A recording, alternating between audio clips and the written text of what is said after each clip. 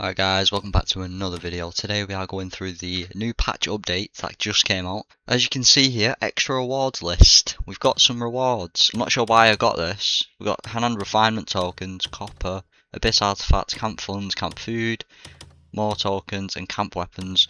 So I'm going to be going through everything that they've added in this new patch update. Also fixed as well. They've added a lot of new fixes. So we're going to get straight in with the new content. So here it says they've added 5 new mounts that can be obtained and summoned after completing certain conditions. So this is really good because they had like birds and stuff in the game that could tame and ride, but you can't actually summon them, which is really stupid.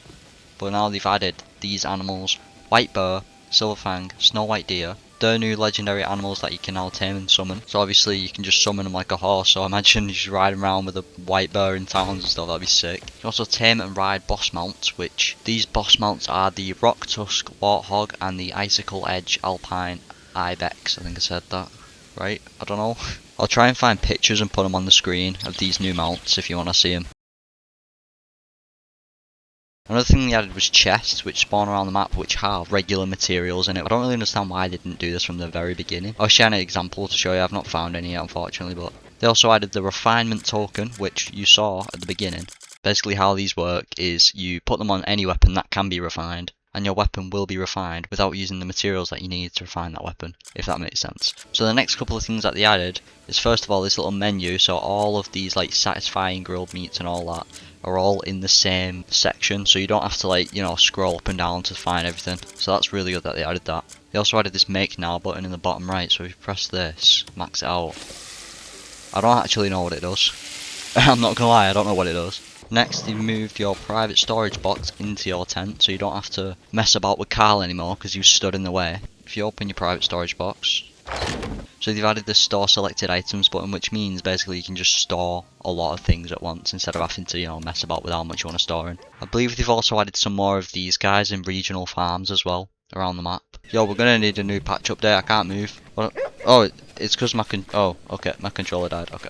So when you come into a shop, you normally have to learn everything one by one, but now you don't. So all you have to do is open the shop and everything will be learned automatically in 3 seconds, which is really good. Alright, personally I think this is the best thing they've added. Every time you walk into a door, it used to like make you use your keys, but now guess what? There's a button for it. Because the amount of locked doors in this game is insane. Like, every new area you have to use a key to get into, but now you can just like choose if you want to use it or not. Alright, this one's a big one for me because my pet is like the most useless thing in the world. I do like it though, of course. Or should I say him. These pets used to social distance from you when you was in combat, but now they shouldn't do that anymore.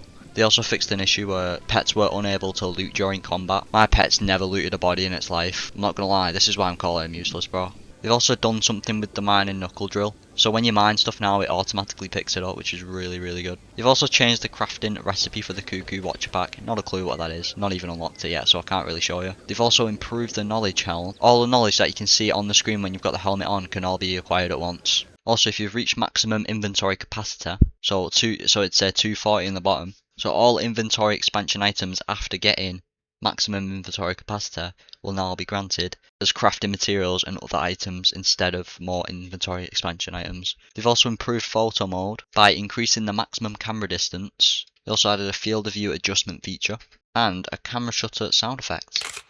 They've improved some visuals by replacing 2D visual assets. They've also fixed an issue with the beds. Sometimes it would say I can't rest. Like literally, my Kliff has never slept, bro.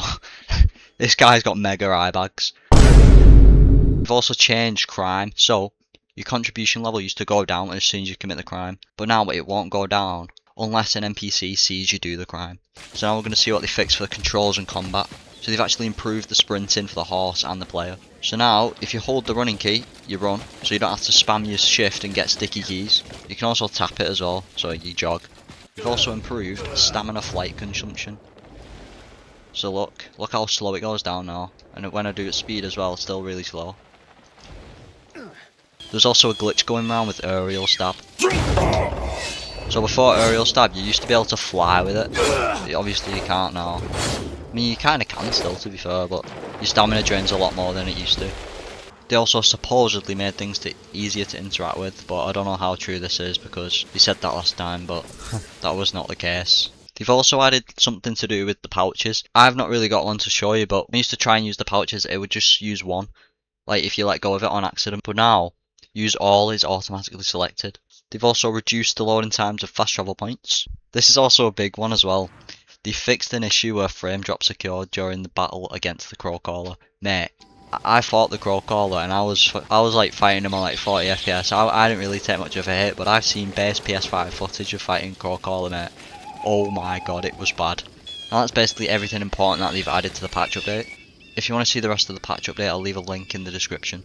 Thank you all for watching. Make sure to drop a like and subscribe if you enjoyed this video. I'm going to try and do more patch update videos because they're actually fixing a lot of really good stuff. So W's to Pearl Abyss for fixing all this stuff, man. Also, through the week I'm going to be doing a video on a horror game. An indie horror game. This game's absolutely terrifying from what I've seen. So make sure you stay tuned for that. Anyway, make sure you like, subscribe and comment. Let me know what you think about this new patch update. And I'll see you all in the next one. Essentially items before ever change.